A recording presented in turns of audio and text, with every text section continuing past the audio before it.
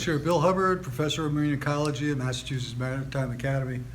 So this is a great opportunity for Massachusetts Maritime Academy to collaborate with NOAA, but it's really interesting to see such high-end science being put in the ground here. You're doing an experiment that is going to make a, not just local but national decision on one of the leading fisheries for the region. So when they came here from Maine, when they were first spawned, you could see that the initial growth, and then when they came here, that was their growth line. So everything since that second line there to the edge of the shell has been since October, first week of October, the last week of September.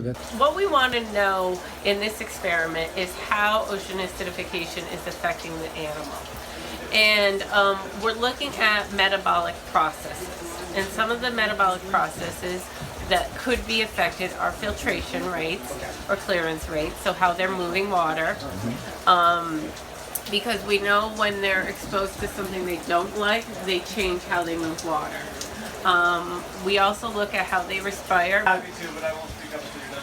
All right, so what are we looking at? So what we're looking at here are columns, and these are just PVC pipes that we got from Home Depot. And what happens is we're bubbling air and CO2 into the columns, and the air and CO2 goes through the column and equilibrate within minutes and at the level we want. So we have basically three treatments. Is this the water and this is the CO2? This is the water. This is actually an overflow in case sometimes you get organic proteins, so it's like a protein skimmer to allow all of that to go down. So this is the water's in here. These are site levels that tell us where the water level's at in these columns. Yeah. The green tubing is bubbling an air CO2 mixture in that we use mass flow controllers that are over here. And this mass flow controller, is that actually something that controls how much CO2 gets in so that you can differentiate between the various levels? So we have the air set at a certain rate and the CO2 level set at a certain rate. And that's constant at the constant rate. To make sure we're at the levels that we want, we take samples for dissolved inorganic carbon and run them back at the lab. And we take samples for pH and run them back at the lab. And then we put them into a program called CO2 SYS, S-Y-S. And that will calculate what the partial pressure of CO2 is and what the pH is at a certain temperature if we want it at a different temperature. So that is not optimal for them. Tend to change your respiration rate, and they also tend to change your excretion rate. So by measuring those three variables, we can determine how each of the treatments are affecting them at the metabolic rate. And then how it ends up being an energy calculation of how much energy is left for them to grow. So we all have a metabolic rate for ourselves. Even when we're sleeping, we're burning energy, we're burning calories. So we're figuring out how much energy they're burning, basically, due to different ocean acidification conditions, and then how much of that energy is left for growth. This is what we call the biodeposition setup system.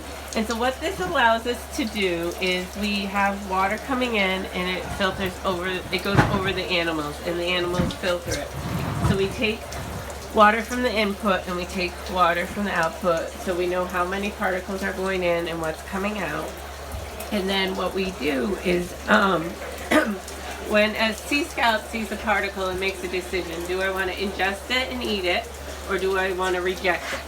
And if they reject it, they make what's known as pseudofeces, which are on this side of this scallop right here, and it's more clumpy. And if they want to ingest it and run it through their digestive tract, they make feces, which is on this side.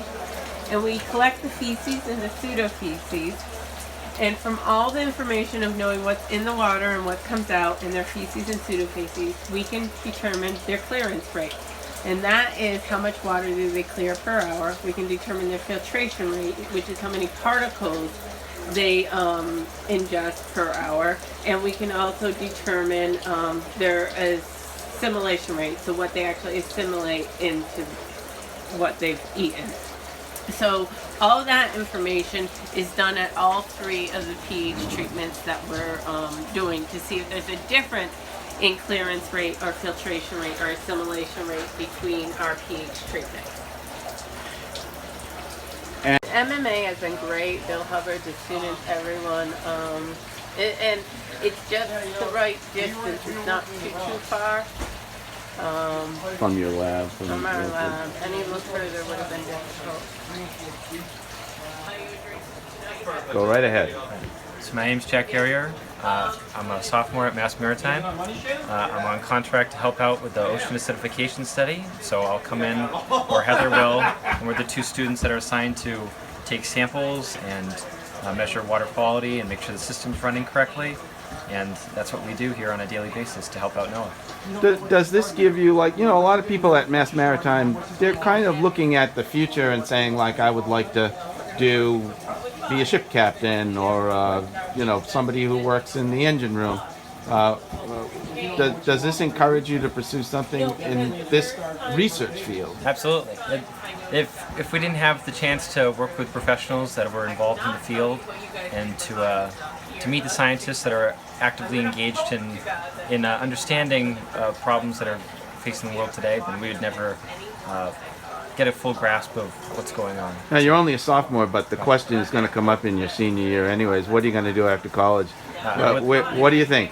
I would like to work for the NOAA Corps, and I've met a few people through this project especially that have led me in that direction. So that's what I'm currently looking at. All right.